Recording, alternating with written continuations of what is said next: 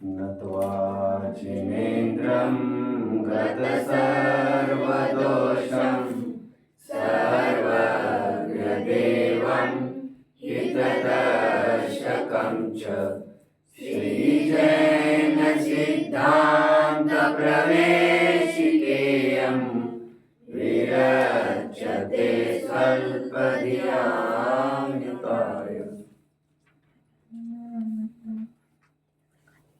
मोक्षार्थियों, मार्ग पर कदम रखने के पूर्व गोल सेट होना जरूरी है, जिसकी तरफ देखते हुए हम बढ़ते रहे। गोल के साथ साथ कभी कभी एक देश उदाहरण है, उन आदर्शों की भी जरूरत होती है, आइडियल्स की, आइकॉन्स की, मेंटोर्स की, लीडर्स की, जिनको हम बढ़ता हुआ उस मार्ग पर देखे अथवा जिन्होंने मार्ग की पूर्णता की है। हालांकि उदाहरण इसलिए एक देश है क्योंकि मोक्ष मार्ग में तो गोल भी सिद्धत्व है और उस पर चलकर वहां पर पहुंचे वाले जीव भी स्वयं सिद्ध है। कितने जन समझ रहे हैं मुझे? Good good good good. आदर्श कभी भी खोटे नहीं हुआ करते। तुम हम में हीनादिकता हो सकती है, हम तुम में मोर और लेस सुपेरियरिटी इंफेरियरिटी हुआ करती है। आप 12 में से माना जा सकता है फलाने person is superior to the other person. उनकी प्रोग्रेस की गति कंपैरेटिवली औरों से अधिकाई हो सकती है। आदर्श वह होते हैं जो हमसे ऊपर के हो, ऐसा नहीं, ऐसा नहीं। आदर्श वे होते हैं जो खोट से रहित और निर्दोष होते हो। आदर्श वे नहीं होते कभी भी जो हमसे 1-2 क्लास सीनियर्स हो। उनसे कभी हम कुछ पूछ सकते तो जरूर है, बट आइकॉन आपके सेटेड होते हैं एंड कोर ऑफ अटेंशन आपका वे होते हैं जो 100% स्पॉटलेस हो। आदर्शों में कचास नहीं होती है, और आदर्शों में ही कचास होगी तो फिर क्या रहेगा मार्ग का? कैसे बढ़ेगा, क्या करेगा? उसी को सेट करके आगे बढ़ेगा और वो ऊंचाई को कभी भी प्राप्त नहीं कर सकता। फासला कितना भी हो आइडियल्स में और हम में चलेगा, बट आइडियल्स 100% प्योर होने चाहिए। कितने जन मुझे फॉलो कर रहे हैं? गणेश प्रसाद जी वर्णी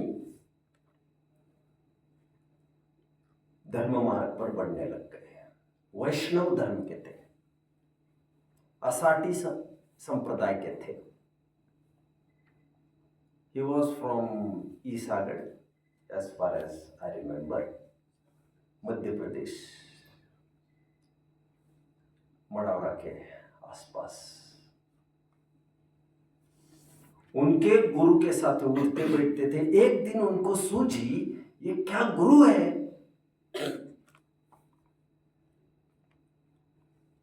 गुरु पद को धारण किए हैं, समाज में उच्चता को धारण किए हैं, but he is a chain smoker. वे हुक्का पीते थे। एक दिन उनके गुरु कहीं बाहर गए, उनके आने के पहले पत्थरों को पटक पटक के पत्थरों से उस हुक्के के उन्होंने चूर चूर चकनाचूर कर दिया। जैसे गुरु जाए और उन्होंने कहा कि मुझे अच्छा नहीं लगता हुक्का वगैरह पीते हो, ये सब ठीक नहीं है। ये बात सही है, दोषा वाचा गुरुरपि। हमारे गुरुओं में भी कोई दोष है तो उसे प्रकट कर लेना चाहिए, क्योंकि निर्दोष होना जैसा हमारा लक्ष्य वैसे उनका और भी है। हालांकि वे गुरु तो नहीं है, जिनमें दोष हो, जिनको समझाना पड़े, वे गुरु कैसे हो गए? फिर कहने के लिए भले कह दो, बट परमार्थ से वे गुरु कभी नहीं हो सकते जिनमें कुछ भी दोष हो। तुमने कहने के लिए कह दिया हो उनको गुरु जी, वो बता लगे, बट मोक्ष मार्ग में ऐसा नहीं होता है कि आप आपके गुरुओं के दोष निकाल पाओ। दोष निकाल ही पाओ फिर वे गुरु ही काय के। गणेश प्रसाद जी वर्णी ने ओहो का फोड़ दिया। गणेश प्रसाद जी वर्णी स्वयं इसके शिकार बन गए। जब वे स्वयं क्षुल्लक बन गए, क्षुल्लक होने के बाद भी, समाज में अच्छा होल्ड होने के बाद भी आदमी एक लंगोट पर आया है, लेकिन अभी इस आदमी को यह समझ में नहीं आ रहा है कि हाथ में हीरे की अंगूठी नहीं पहनना चाहिए। मेरी जीवन गाथा में वे स्वयं इस बात को लिखते हैं कि एक उनकी जिस दिन अंगूठी गुम हो गई जबलपुर में, उसके लिए बेचैन रहे वे ढूंढने के लिए। अब बताओ, एक गुरु है अभी अंगूठी ढूंढने में परेशान हो गए, हीरे की अंगूठी पहनता है। अब एक बच्चे ने, छोटे बच्चे ने, 10 साल के बच्चे ने आकर कहीं से उनको मिल गई अंगूठी, वो लौटाते हुए ये कहा कि शोभा नहीं देता आपको अंगूठी पहनना, गुरु जी आप अंगूठी मत पहना करो, गुरु नाम गुरु। मतलब हमारे शिष्य ही हमें समझा रहे हैं। तो सच पूछो तो हम गुरुता को प्राप्त नहीं होते हैं। हम हीनादिक रूप से, छोटे बड़े थोड़े होने से मात्र से, थोड़े बड़े होने मात्र से गुरु नहीं होते। मोक्ष मार्ग में गुरु उन्हीं को कहते जो स्पॉटलेस हो। ये पद निर्ग्रंथ दिगंबरों को ही बहाल किया जा सकता है, श्रावकों को कदापि नहीं। Ideals are always ideals. निर्दोषता ही आइडियल का क्राइटेरिया है। जो डिटैच रह सके वही आराध्य है, वही आदर्श है। इसलिए मैं अभी कह रहा था, blessed are those who remain detached. वैसे तो मैं सोम भैया को ये बता रहा था, सच पूछो तो इस बात को, क्योंकि आज आप में से किसी को विशेष दुख नहीं हो रहा होगा। विशेष दुख इनको हो रहा होगा क्योंकि ये मानते हैं कि मेरे कोई चले गए।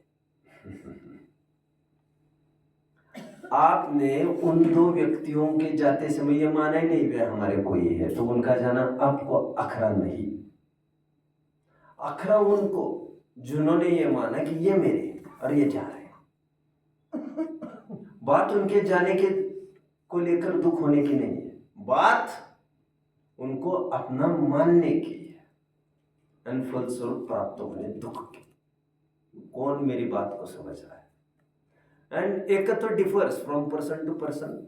माता पिता कल अनिल भैया के भी चले गए, मुझे पता नहीं और किस किस के आए थे, परसों इनके भी चले गए, इनकी भी बहन जी चली गई, पारस जी की, हमारे इनकी भी फैमिली मेंबर्स आए थे हमारे दर्शन जी के, उनके भी चले गए। वे कहाँ गुमसुम बैठे हैं, वे डिटैच्ड है। वे जानते हैं ये जाने ही वाले हैं, जिसका माइंड सेट है ये जाने ही वाले हैं। उनको जाना बहुत आश्चर्यकारी नहीं होता। Anyway come back. आइडियल्स निर्दोष होते हैं।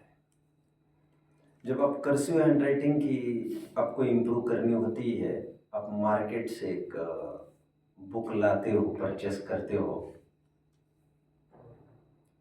और आप हजारों दफे ट्राई करते हो ऊपर लिखी हुई लाइन को इमिटेट करने की। रद्दियों में पुस्तकें भरी जाती है, you try to imitate what is written on the top. And जरूरी नहीं कोई वैसी ही लिखने लग जाए, नॉट इवन 1% सक्सीड, बट कहीं ना कहीं वे पास में आकर रुक जाते हैं। बट हैंडराइटिंग इंप्रूव करते समय तुमने तुम्हारे पार्टनर की सामने रखी, although he was superior compare to you, but that's not the way. कितने जन मुझे फॉलो कर रहे हैं? ट्रांसलेशन करता हूं। हमारे पार्टनर की, बेंच पार्टनर की बहुत अच्छे हैंड राइटिंग है, इसीलिए उसी की नोटबुक सामने रखकर उसी को इमिटेट करने की कोशिश नहीं करनी चाहिए। इमिटेट आपको जो छपे हुए अक्षर है उन्हीं को करना चाहिए। आपसे अच्छा होना कोई क्राइटेरिया नहीं, इतने मात्र से आदर्श नहीं हो जाता। क्योंकि यही आप इसे ही आदर्श मानोगे तो आपका हाइट आपने रेस्ट्रिक्ट कर लिया कि इससे ऊपर मुझे नहीं चढ़ना है। It hampers your progress. फिर खुले आकाश में आप विचरण नहीं कर सकते। इसलिए भले ही अंतर कितना ही हो, आदर्श तो आदर्श ही होते हैं। इमिटेट उन्हीं को करने की कोशिश करना चाहिए। उन्हीं के आसपास कहीं हम पाएंगे थोड़े टाइम के बाद, बट इमिटेट उन्हीं को किया जाता है। कितने जन फॉलो कर रहे हैं मुझे? ठीक। इमिटेट मतलब अनुकरण करना। आज 127वां प्रश्न कंप्लीट हो जाएगा। प्रश्न साधारण है, देव और गुरु का क्या स्वरूप है? इस एंटर उत्तर को लघु जैन सिद्धांत प्रवेशिका में नियम सार की तर्ज पर प्रस्तुत किया गया है। मुझे रास नहीं आई इनकी शैली, इसलिए मैंने प्रेफर किया बालबोध भाग 3 पार्ट 2 में पंच परमेष्टि में आई हुई पांचों परिभाषाएं परमेष्टियों की, दोज डेफिनेशंस आर यूनिक। उन परिभाषाओं के सामने इन परिभाषाओं को तो कोई वैल्यू मोल ही नहीं दिखता है। इसलिए ये परिभाषाएं हम न लेकर बालबोध 3 के ही आधार से पंच परमेष्टियों की परिभाषा लेंगे। टू स्टार्ट विथ, प्रश्न तो इस प्रकार है, देव और गुरु का स्वरूप क्या है? मैं पहले बेसिक आपको कुछ बताता हूं, फिर 5 परिभाषाओं की बस हमें आवृत्ति करनी है।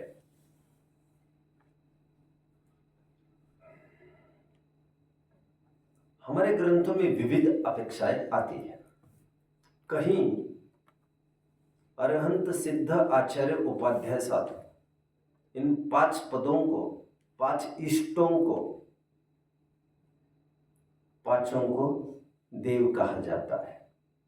ये स्टाइल, फर्स्ट स्टाइल ऑफ विभाजन, जिसमें पांचों को देव कहा जाता है। जैसे 9 देवताओं के प्रकरण में इन पांचों को भी देव कहा, इसलिए ये पांचों नमस्कार योग्य है। इन पांचों को नमोस्तु कहकर अभिवादन किया जाता है, ग्रीट किया जाता है। इन पांचों को बराबरी से गवासन में ढोक भी दी जाती है। समान रूप से विनय जैसे अरहंत सिद्धों की होती है, वैसे ही विनय आचार्य उपाध्याय साधु की भी होती है।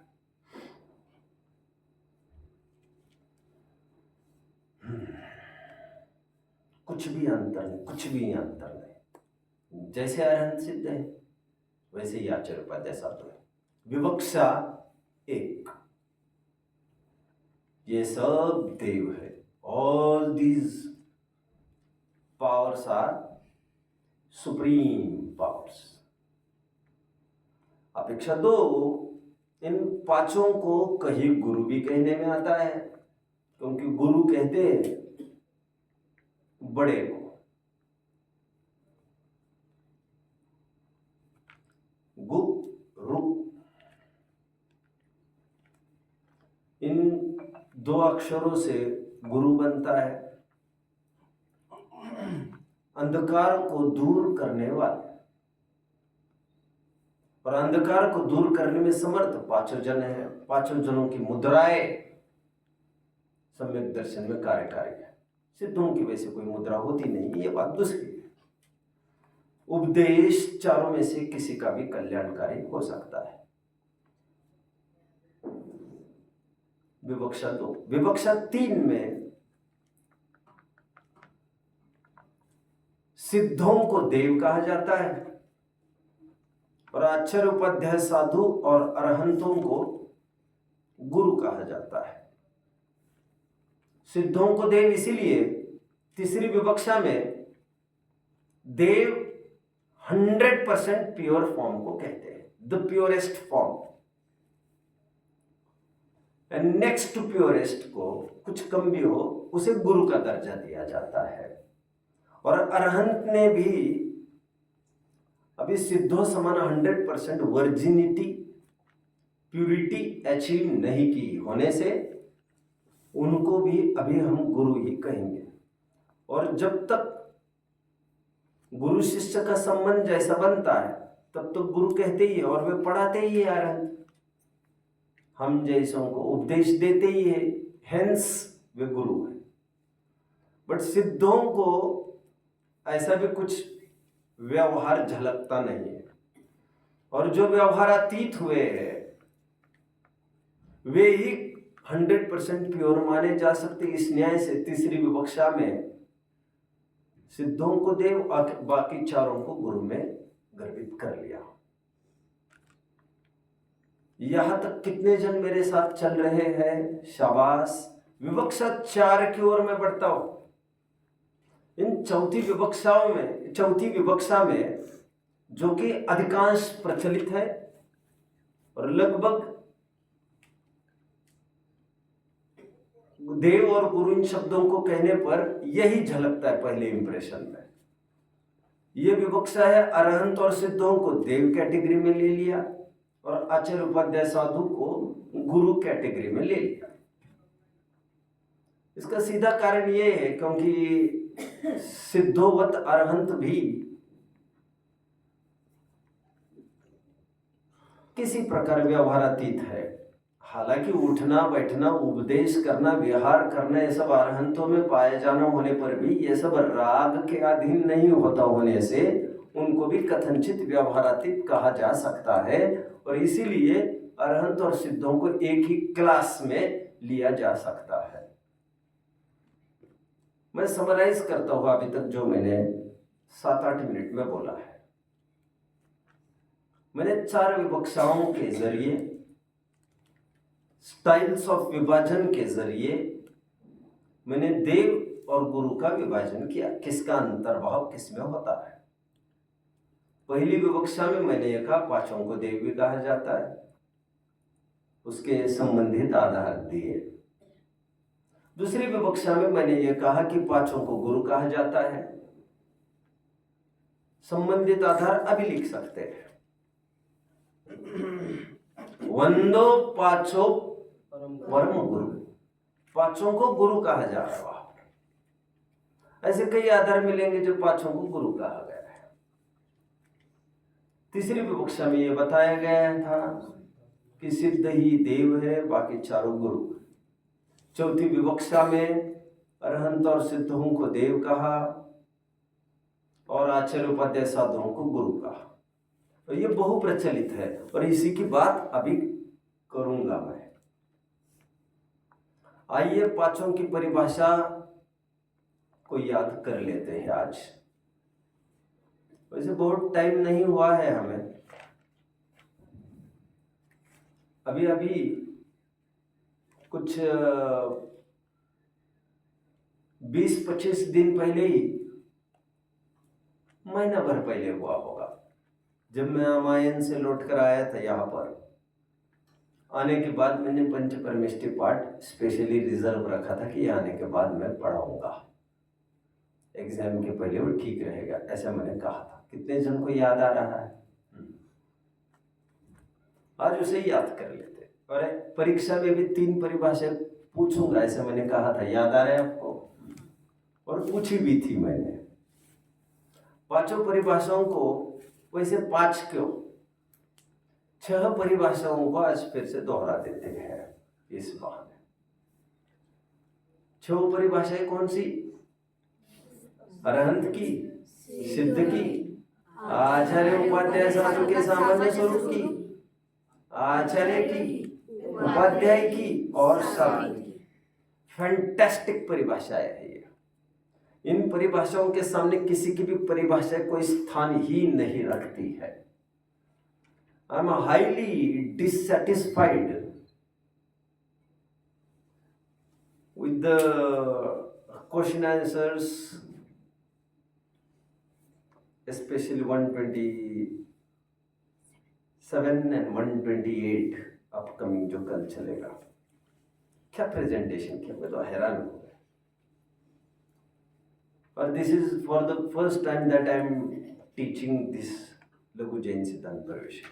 तो आई डिडंट नो इसका कंटेंट रियली, इसका फेम ही था, बट मुझे ये लगा कि इसका fame is not very worth. Anyway सबके चॉइस अपने अपने है। अरहंत की परिभाषा, जो गृहस्थपना त्याग कर मुनि धर्म अंगीकार करके निज स्वभाव साधन द्वारा चार घाती कर्मों का नाश करके अनंत चतुष्टय रूप विराजमान हुए हैं, उन्हें अरहंत कहते हैं। अनंत चतुष्टय, अनंत ज्ञान, अनंत दर्शन, अनंत सुख, अनंत वीर्य। मैं रिपीट करता हूं, जो गृहस्थपना त्याग कर मुनि धर्म अंगीकार करके निस्वभाव साधन द्वारा चार घाती कर्मों का नाश करके अनंत ज्ञान, अनंत दर्शन, अनंत सुख, अनंत वीर्य रूप अनंत चतुष्टय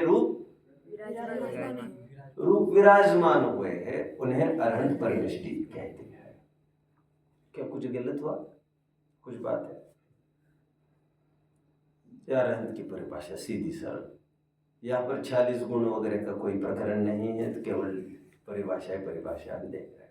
सिद्धों की परिभाषा में देखते हैं, उसी तर्ज पर वहां तक आऊंगा मैं, फिर आगे कंटिन्यू करूंगा। जैसे प्रोसेस है वैसे डेफिनेशन। जो गृहस्थपना त्याग कर मुनि धर्म अंगीकार करके निस्वभाव साधन द्वारा चार घाती कर्मों का नाश करने के उपरांत, अर्थात अनंत चतुष्टय प्राप्त करने के उपरांत कुछ समय बाद बचे हुए चार आघाती कर्म वेदन्याय नाम गोत्र, इन चार कर्मों का नाश करके जो समस्त पर द्रव्यों का संबंध छोड़कर लोक के अग्रभाग में किंचित न्यून पुरुषाकार रूप विराजमान हुए, जो द्रव्य कर्म, भाव कर्म, नो कर्म से रहित है, जिनके स्वभाव की पूर्ण प्रकटता हुई है, वे सिद्ध परमेष्टि है। मैं कुछ चूक रहा हूं तो मुझे बताना। कितने जनों को याद है ये परिभाषा है? कुछ ठीक है, नहीं है? कुछ मिसिंग? ठीक है।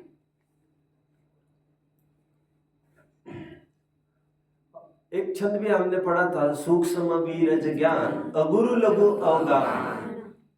क्या है आगे? नहीं, क्या समकित दर्शन ज्ञान अगुरु लघु अवगाहन सूक्ष्म बीरजवान निराबाद गुण सिद्ध। आचार्य उपाध्याय साधु का सामान्य स्वरूप की ओर बढ़ लेता हूं। रिपीट करने की कोई जरूरत लग रही किसी को? नहीं, ठीक, ताजा ताजा है आगे।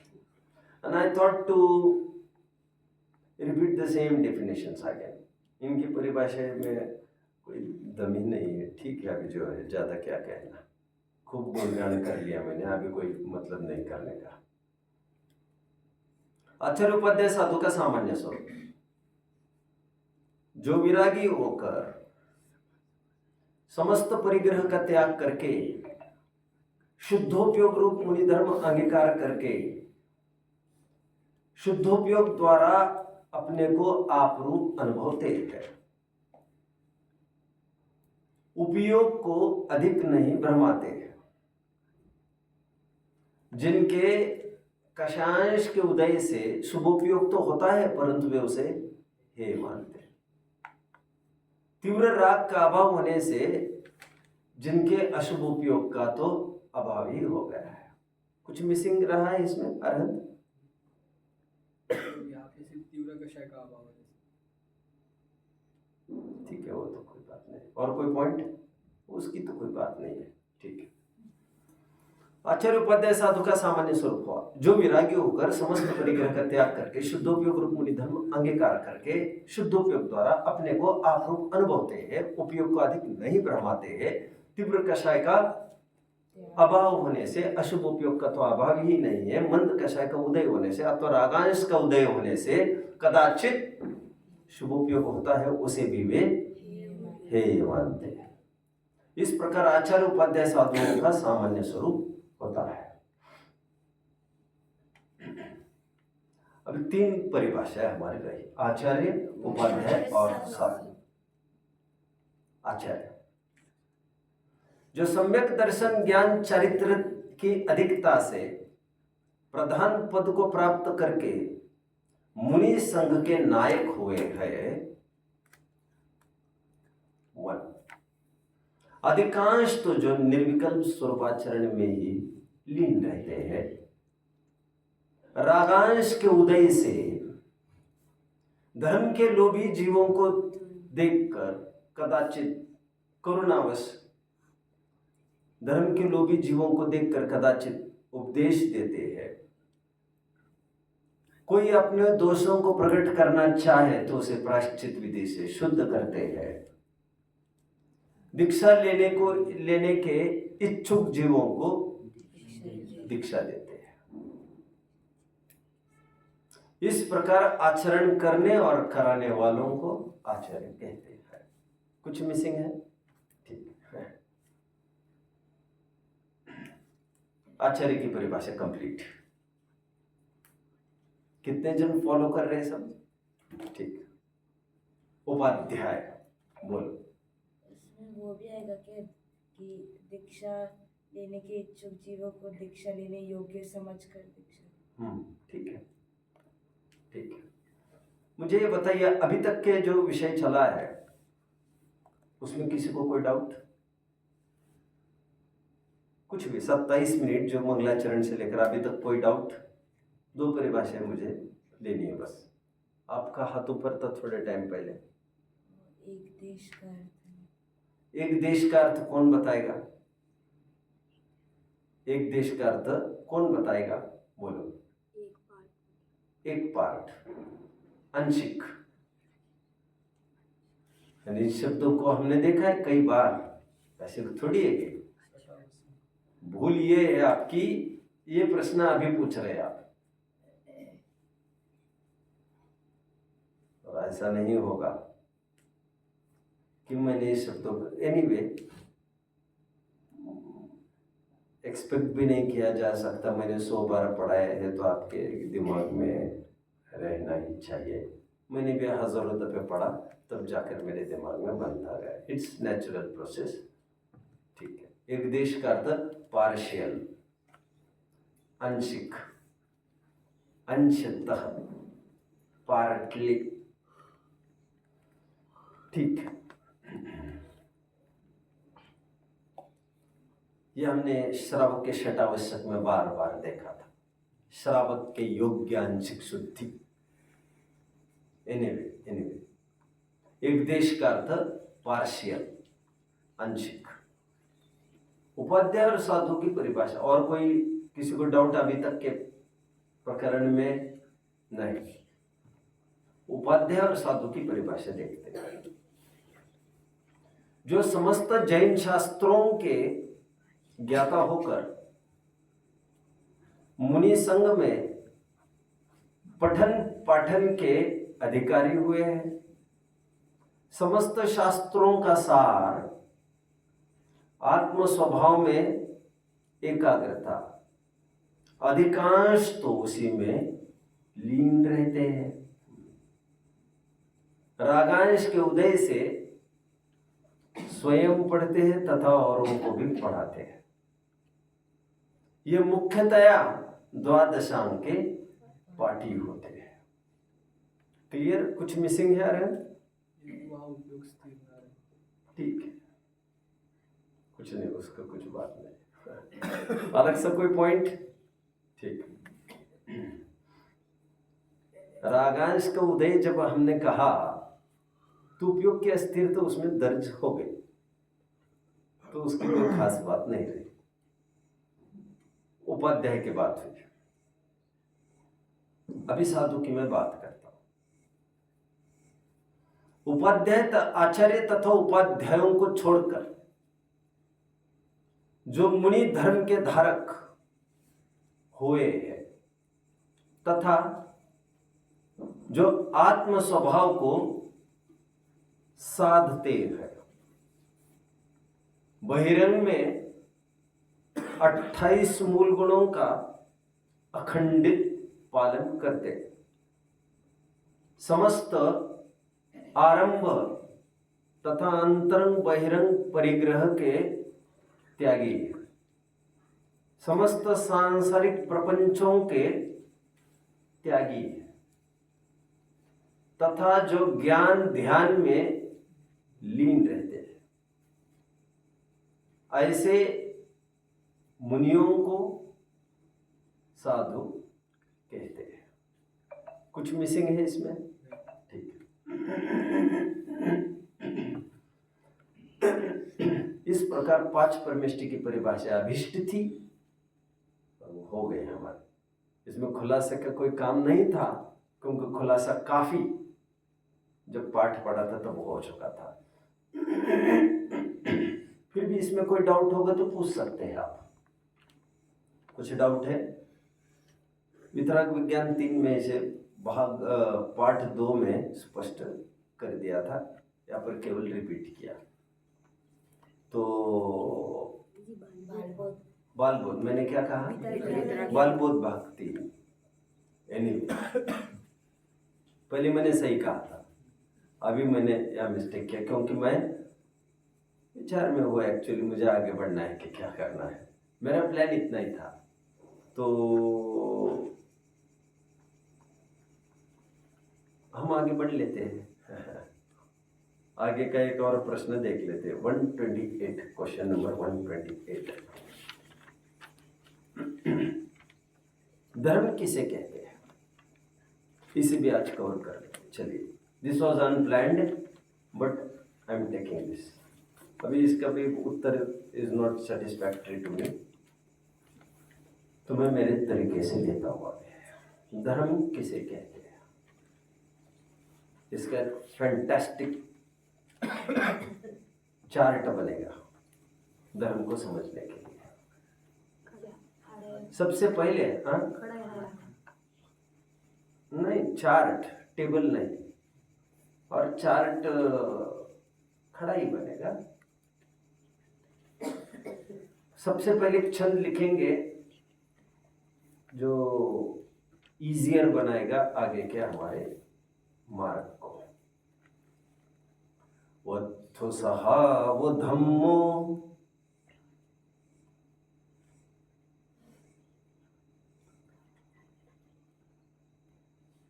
वत्थु सहा वो धम्मो। क्या है आगे का बच्चा? लेकिन जो आपको याद है वो मेरा नहीं है ना, मेरा कार्तिकेय प्रेक्षा का है। नीचे के नहीं, अभी नहीं, मुझे जरूरत नहीं है। आप एक काम करिए ना, तीसरे चरण पर आइए। हाँ, राइट। नहीं, मैं तो बता देता हूँ, उसमें ऐसी कुछ बात ही नहीं थी, but anyway we have found the way out. कुछ भी कठिन नहीं था वैसे। गाथा छंद है, गाथा सिंपल होता है, कहीं आप रुक जाए तो इजी होता है। ये गाथा में 4 चरण होते हैं। अब उसको बार बार पढ़ते रहिए, you will find what is missing immediately, but we have found it. बता सकते कार्तिकेय अनुप्रेक्षा की कौन सी गाथा है? वत्थु सहा वो धम्मो खमादि भावोय 10 विहो धम्मो।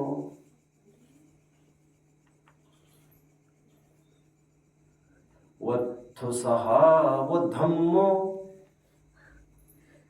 खमादि भावो ये 10 विहो धम्मो।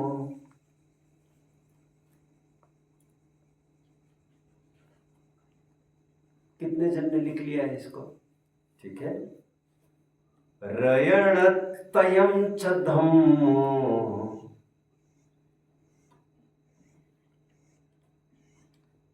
रयणतयं रयणतयं च धम्मो जीवादि रक्षणं धम्मो। रिपीट करता हूं। वत्थु सहाव धम्मो खमादि भावो यदस्विहो धम्मो रयणतयं च धम्मो जीवानं रक्षति धम्मो।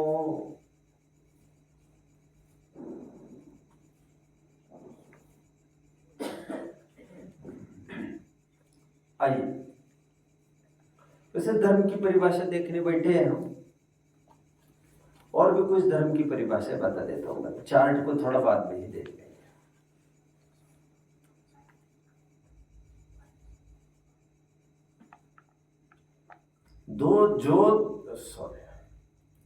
जो धारण किया जाता है उसे धर्म कहते हैं।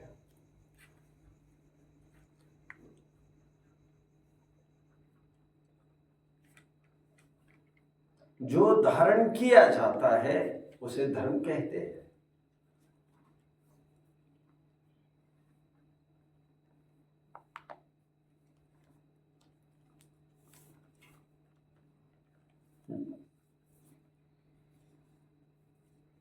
इंग्लिश का वर्ड लिखेंगे गुण, प्रॉपर्टी,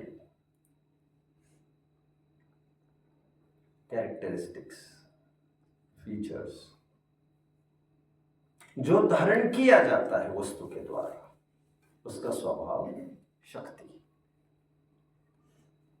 वस्तु क्या धारण करती है? गुणों को। अग्नि क्या धारण करती है? उष्णता को। द्रव्य क्या धारण करता है? अस्तित्व, वस्तुत्व, द्रव्यत्व, प्रमेयत्व आदि गुणों को, उनको धारण करता है। इसीलिए जो धारण कराए जाते हैं, these properties are owned, beholded by someone, therefore in properties को कहते हैं धर्म। जो धारण कराए जाते हैं।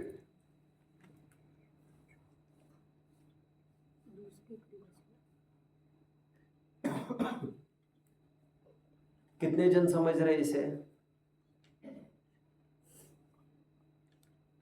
ना, जो धारण करता है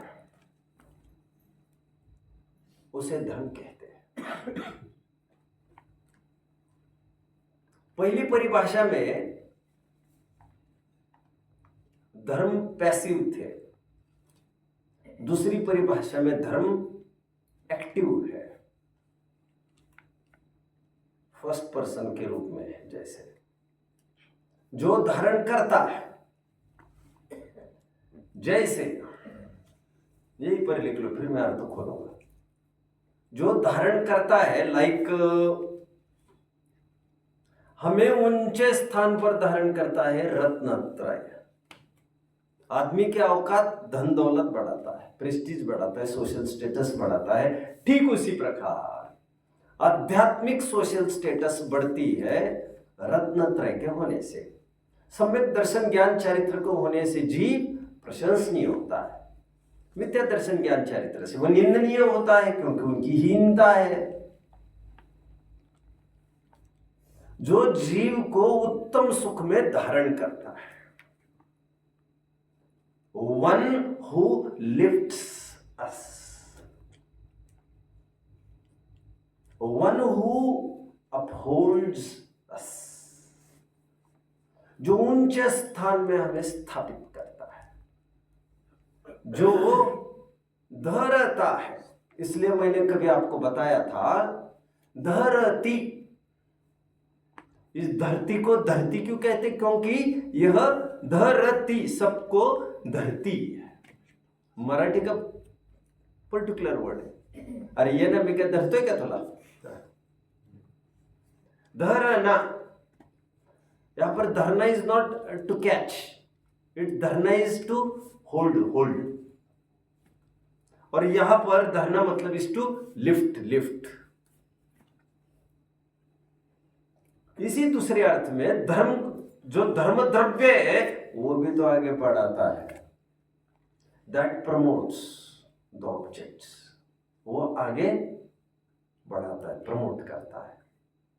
ठीक उसी प्रकार इसे भी धर्म इसलिए कहते हैं रत्नत्रय को, क्योंकि वो जीव को प्रमोट करता है, जीव को उठाता है। प्रमोशन तो समझते होंगे ना बच्चों, प्रमोशन, प्रमोशन मतलब क्या? 2000 रुपए की नौकरी थी और किसी की 1000 कर दी तो क्या हो गया उसका?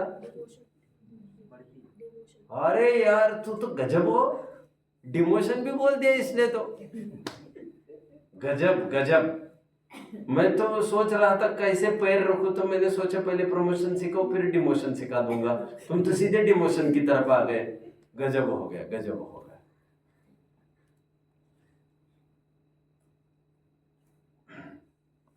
एक होता है प्रमोशन और एक होता है डिमोशन। डिमोशन नौकरियों में वैसे देखने में तो नहीं आता है ज्यादा डिमोशन वगैरह, क्योंकि ऐसे तो कौन रहेगा फिर नौकरी को। अगले दीपावली से सबकी पगार आदि की जाएगी,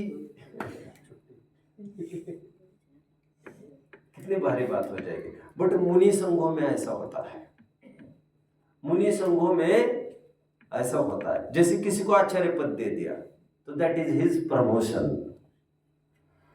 बट कभी कभी उसकी हरकतों को देखकर उसकी 10 साल की दीक्षा को, अच्छा तुमने ये गलती की, ओहो बहुत बड़ी गलती की, बहुत बड़ी गलती की, तो उसे मुनि संघ में सबके सामने खड़ा किया जाता है और उसको एक कर दिया जाता है 10 साल की दीक्षा को, उसको डिडक्ट करके 5 साल की दीक्षा की जाती है उसकी। इसे कहते हैं छेद, छेद नाम प्रायश्चित। आपको बहुत मतलब नहीं है इससे, बता इसे डिमोशंस मुनि संघों में होते हैं, तो उससे क्या फायदा आपको लेगा? 10 साल की शिक्षा को 5 साल की शिक्षा, तुम्हारे कहने से क्या होता है? 10 साल की शिक्षा तो वैसे भी नहीं, से 5 साल का क्या होगा उससे? उससे होता ये है, जो 6 साल का दीक्षित मुनि है संघ में, अभी तुम उनको वंदना करोगे, पहले वो सीनियर हो गए तुमको। अभी तक तुम ये समझते थे सीनियर तुम हो, 10 साल से दीक्षित हो, इसलिए अभी ऐसा नहीं होगा। अभी तुम 5 साल, हमने तुम्हारा कट शॉर्ट की दीक्षा 5 साल तक लाई, तो 6, 7, 8, 9 साल वाले को तुम पहले वंदना करोगे, अभी वे सीनियर्स होंगे तुम्हारे, तो ये पनिशमेंट डिमोशन की दी जाती है। एनीवे मुझे तो अभी प्रमोशन कहना है। धर्म द्रव्य को धर्म द्रव्य कहते भी इसलिए है क्योंकि वो प्रमोट करता है जीव को और उद्गल को, गमन में निमित्त, उसी प्रकार ये प्रमोट करता है जीव को, इसीलिए इसे धर्म कहते हैं। और अधर्म रोकता है, बढ़ने नहीं देता, सो ही जीव में मिथ्या दर्शन ज्ञान चारित्र जीव को संसार में रोकता है। शब्द एक ही है, कोई उलझन का कोई काम नहीं है। कितने जन मुझे फॉलो कर रहे हैं? बढ़िया, चार्ट तो हमारा बनेगा। मैंने धर्म के 2 अर्थ किए अभी। एक तो जो धारण कराया जाता है या जो धारण किया जाता है, ऐसा कहो ऑब्जेक्ट, जो धारण करता है आधार। पहला था आधेय, दूसरा था आधार। पहले था बच्चे, दूसरा है मां बाप। कितने जन फॉलो कर रहे हैं? आधार एंड आधेय, ऐसे संबंध माना जाता है। जैसे हमारे घर का छत है तो वो है आधार, और उसमें रहने वाले हैं वे है आधेय। जैसे केले का पीले है वो है आधार, अथवा शाखा है तो वो है आधार, और लटकने वाला फल वो है आधेय। कितने जन समझ रहे हैं? इस प्रकार आधार आधेय संबंध होता है। द्रव्य आधार, गुण आधेय, धर्म आधेय। पहले अर्थ में धर्म आधेय के अर्थ में, और दूसरे में धर्म आधार के अर्थ में। कितने जन समझ रहे हैं? मैंने एकदम सूक्ष्म एनालिसिस किया है आपके सामने। इसे कहते हैं टेक्निकल अप्रोच से धर्म को समझना। इतना सब आपको एक ही जगह मिलेगा ये मुश्किल है। हालांकि मैंने धर्म नाम एक पाठ लिखा था,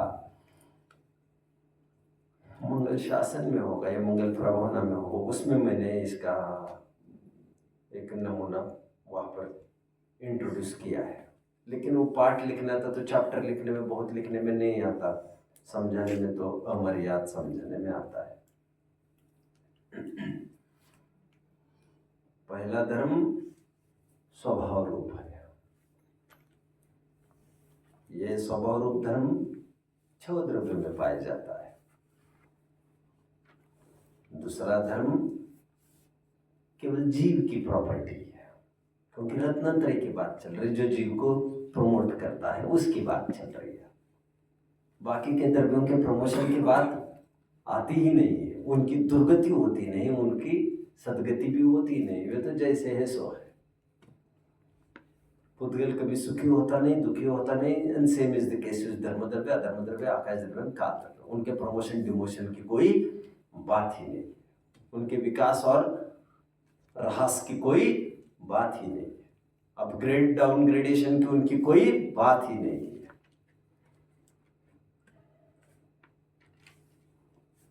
जो वत्तु साहव धम्मो कहा वो पहली स्टाइल का है, प्रॉपर्टी, गुण। जो धर्म कहा वत्तु साहव धम्मो, ये प्रॉपर्टी के अर्थ में है, ये गुण के अर्थ में है, ये आधेय के अर्थ में है। और बाकी तीनों खमादि भावो ये दसव्यो धम्मो रयण तयम च धम्मो जीवाणु रखदी धम्मो, ये तीनों चरण ये दूसरे टाइप ऑफ धर्म के, वन दैट प्रमोट्स जीव, ये जीव की पर्याय है। खमादि भाव 10 हो, 10 प्रकार के धर्म भाव, रत्नत्रय जीव की रक्षा, ये जीव की पर्याय है। और पहला धर्म वत्तु साहव धम्मो, ये 6 द्रव्यों के गुण है, प्रॉपर्टीज है। कितने जन मुझे फॉलो कर रहे हैं? Great great.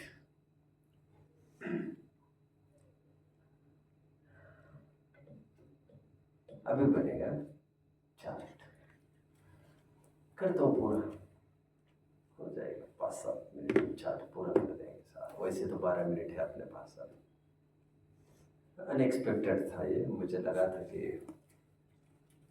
केवल एक प्रश्न कर लेंगे, बट 2 हो गए, 127 एंड 128। कल एक ही प्रश्न रह जाएगा 129, क्योंकि आधा पौन घंटा लेंगे, कल देख लेंगे, क्योंकि परसों ठेठ 8-10 प्रश्न चलेंगे एक ही सेशन में। षटकारक हो सकता है 2 पीरियड लगे, बट वो 8-10 प्रश्न एक साथ चल लेंगे, वे 7-8 प्रश्न। चार्ट बनेगा, चार्ट में लिखे ऊपर धर्म,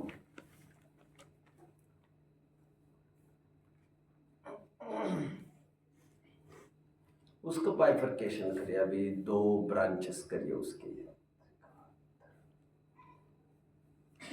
आप ऐसा लिखिए, त्रिकाल धर्म, पर्याय रूप धर्म, ऐसे लिखिए।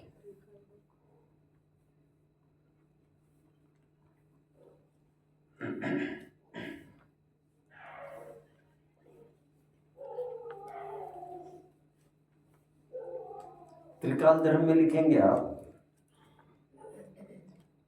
एज फार एज जीव की बात मैं कर रहा हूं, हाँ, फिलहाल जीवापेक्षा कथन करूंगा। तो त्रिकाल धर्म में क्या क्या लिखेंगे?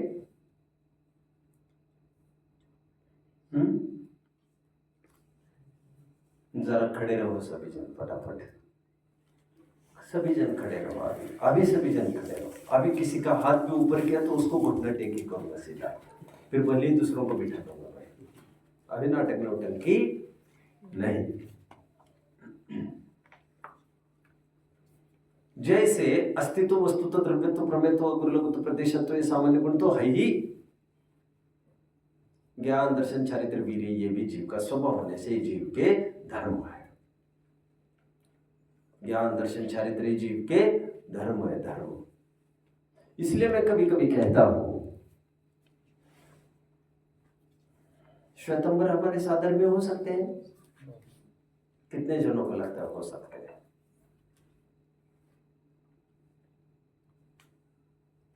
नहीं हो सकते। अच्छा, मुसलमान हो सकते हैं हमारे साथ धर्मी?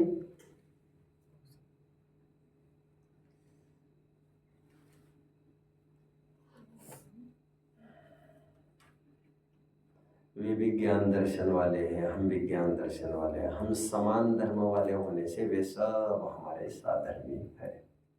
साधर्मी का अर्थ समान धर्मी। यदि हम ज्ञान दर्शन की बात करते हैं, हम सब जीव हैं। आप मुस्लिम की बात करते हो, ईसाई की बात करते हो, जीव्स की बात करते हो आप, अरे भाई, एक इंद्रिय दो इंद्रिय भी हमारे साधर्मी, सभी हमारे साधर्मी, निगोदी भी हमारे साधर्मी। साधर्मी का अर्थ ये नहीं कि हम उनके बिना रह नहीं सकते वरना यहाँ पर कोई वात्सल्य का प्रकरण चल रहा है, बट जीवदया के प्रकरण में जरूर ये बोला जा सकता है। कितने जन मुझे फॉलो कर रहे हैं? देखो, मैं कुछ अच्छी बात बताता हूँ अभी बीच में ये ब्रेक लेकर।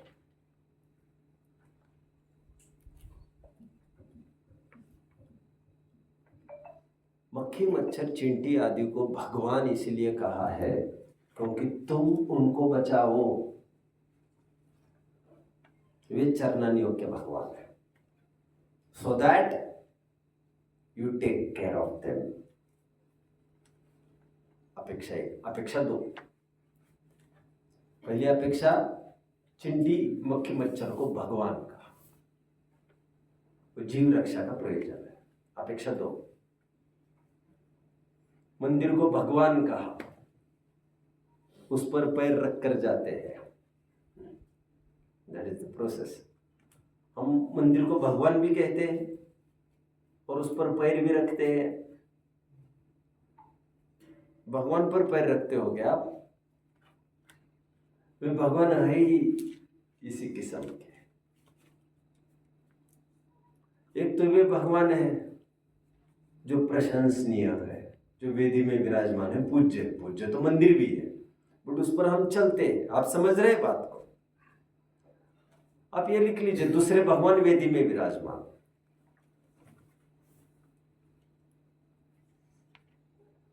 ये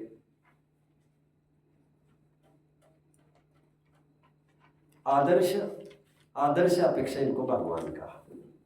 तीसरा भगवान, मैं स्वयं भगवान। यहां पर न जीव दया की अपेक्षा है, न आदर्श की बात है, यहां पर आश्रय की बात है। अपने स्वयं को भगवान कहा तो आदर्श की बात नहीं है, वहां पर न जीव दया की बात है, स्वयं को इस प्रकार मानने की बात है। कितने जन फॉलो कर रहे हैं? भगवान की तीन अपेक्षा है।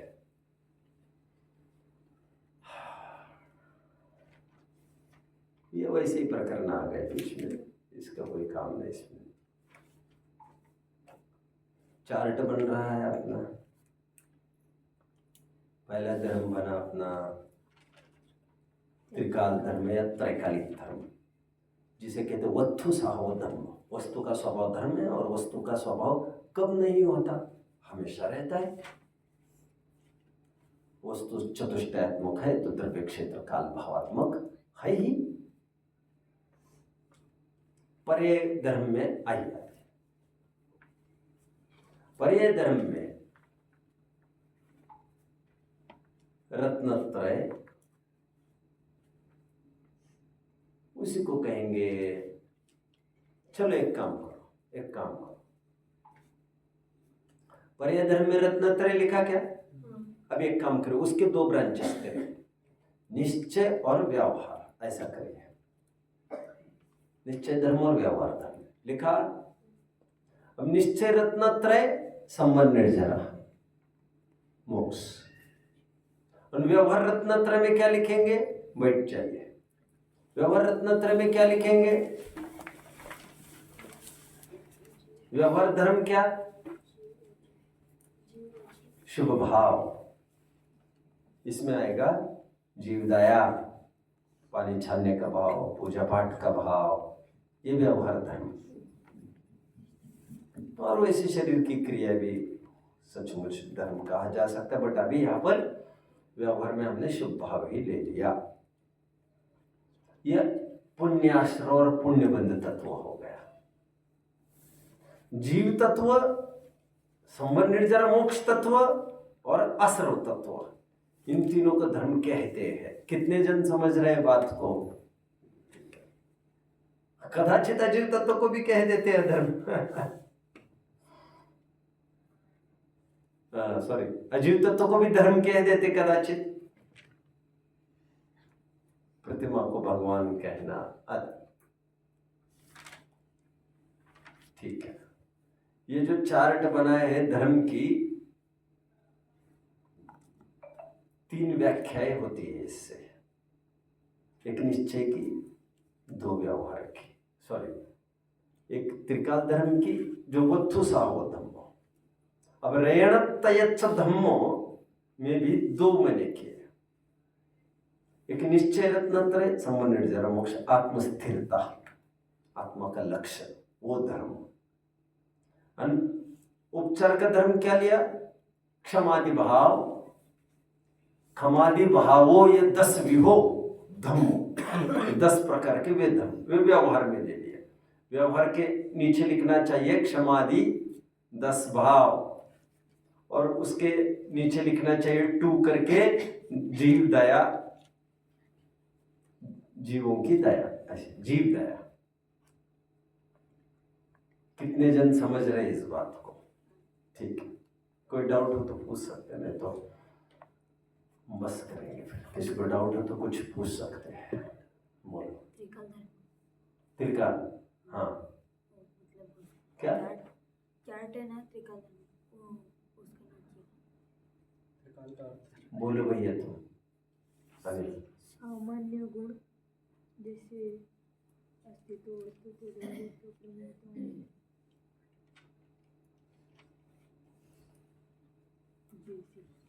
ठीक है, चलिए और बताइए मुझे कुछ, कोई डाउट किसी प्रकार?